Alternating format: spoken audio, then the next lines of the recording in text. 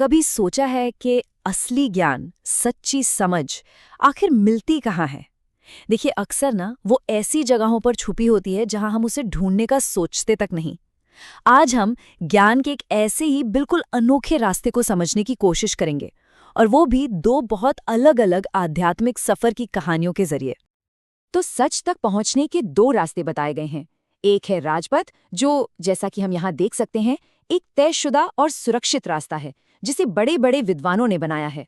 और दूसरा रास्ता है पगडंडी का, एकदम अचानक सामने आने वाला, चुनौतियों से भरा रास्ता जिस पर कोई साधारण इंसान अकेले ही चलता है।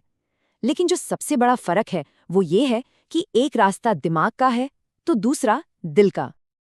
अब ये सोचना तो बहुत स्वाभाविक है कि ज्ञान का रास्ता ही सबसे अच्छा होगा, है ना? लेकिन हैरानी की बात यह है कि कभी-कभी जो हम जानते हैं वही एक बहुत भारी बोझ बन जाता है। एक ऐसा बोझ जो हमें हमारी मंजिल से भटका सकता है। इसका एक उदाहरण देखें तो बुद्ध को ही ले लीजिए। वो एक बहुत पढ़े लिखे राजकुमार थे। जाहिर है उनको उस जमाने की सबसे बेहतरीन शिक्षा मिली थी।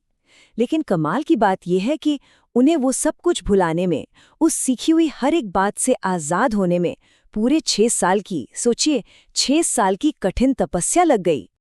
और महावीर, वो भी एक ज्ञानी राजकुमार थे। उन्हें उन शब्दों और शास्त्रों को मिटाने के लिए जो उन्हें सिखाए गए थे 12 साल तक चुप रहना पड़ा। 12 साल का लगातार मौन, सिर्फ इसलिए ताकि वो उस ज्ञान से छुटकारा पा सकें जो एक चट्टान की तरह बन गया था। यहाँ एक बहुत जरूरी बात समझनी होगी। जैसा कि इस कोट में भी कहा गया है, जब तक छाती पर शास्त्रों का बोझ है तुम उड़ ना सकोगे। मतलब जो किताबी ज्ञान है वो हमारी आध्यात्मिक उड़ान में रुकावट बन सकता है, वो पंखों को फैलने ही नहीं देता। तो फिर दूसरा रास्ता क्या है?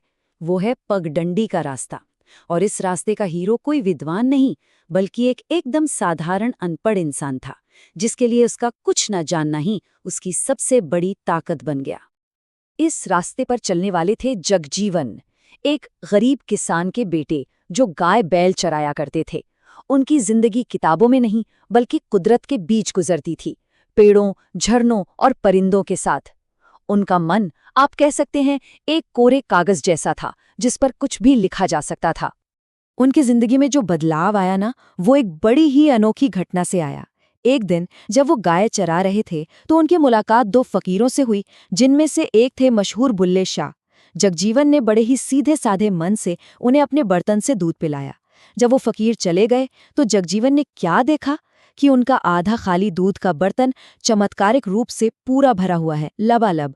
उन्हें फौरन एहसास हो गया कि वो किसी दिव्य शक्ति के पास थे। वो बिना कुछ सोचे समझे मीलों तक उनके पीछे भागे, उन्हें रोका और बुल्ले शाह से बस एक ही विनती की कि वो उनके सिर पर अपना हाथ रख दें। और उसी एक स्पर्श में जो ज्ञान महावीर को 12 साल के मौन के बाद मिला था, वो जगजीवन को बस एक पल में मिल गया। ये स्लाइड दोनों रास्तों के बीच का फर्क एकदम साफ कर देती है। एक तरफ है महावीर, जिनके 12 साल की जबरदस्त मेहनत है, जिसमें वो सीखे हुए को भुलाने की कोशिश कर रहे हैं। और दूसरी तरफ है जगजीवन, जिनका बस एक पल है जिसमें ऊपर वाले की कृपा बरसती है और सब कुछ बदल जाता है।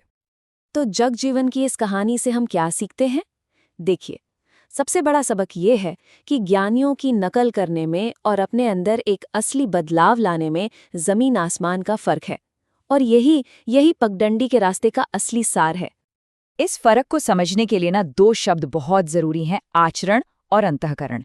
देखिए, आचरण का मतलब है बस बाहर की नकल करना। मान लीजिए जैसे किसी पेड़ की डाली पर कागज के फूल चिपका दिए जाएं। हाँ, वो सुंदर तो लगेंगे, पर वो असली नहीं है, उनमें जान नहीं है। और वहीं दूसरी तरफ है अंतःकरण। ये है असली अंदरूनी बदलाव। ये वैसा है जैसे पेड़ अपनी जड़ों से, अपने अंदर से असली फूल खिलाता है। तो फिर सिर्फ ज्ञानी लोगों के काम की नकल करना खतरनाक क्यों है? भाई इसलिए क्योंकि ये हमें पाखंडी बनाता है, ज्ञानी नहीं। सच्चा बदलाव जो है वो हमेशा अंदर से शुरू होता है, बाहर से नहीं। जब हम बिना समझे किसी के पीछे पीछे चलते हैं ना, तो आखिर में हाथ कुछ नहीं लगता सिवाय निराशा के। और अब हम आते हैं सबसे गहरे विचार पर। ये हमारी इच्छाओं को, हमारी डिजायर्स को एक बिल्कुल ही नए नजरिए से देखता है। उन्हें रुकावट नहीं बल्कि आध्यात्मिक विकास के लिए एक सीढ़ी की तरह देखता है। हमारी जो भी समस्याएं हैं उनकी जड़ हमारी इच्छा नहीं है, बल्कि हमारे अपने अंदर के स्रोत से हमारा कनेक्शन टूट जाना है। इच्छा कोई दुश्मन नहीं है, ये तो एक बहुत शक्तिशाली ऊर्जा है, हमें बस इसे सही दिशा देनी है। ऊर्जा के इस बदलाव के सफर को कुछ ऐसे समझ सकते हैं। ये वासना के रूप में शुरू होती है, जो बस एक जीवन ऊर्जा है।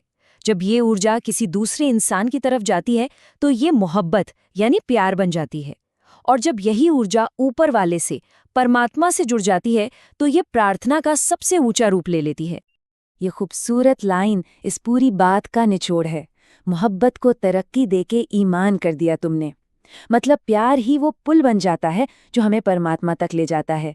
ये वासना का ही बदला हुआ रूप है।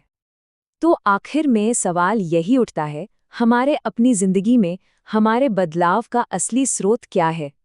क्या वो दिमाग का रास्ता है, यानी राजपथ, या फिर वो दिल का रास्ता है, यानी पगडंडी? ये एक ऐसा सवाल है जिस पर हम सबको सोचना चाहिए।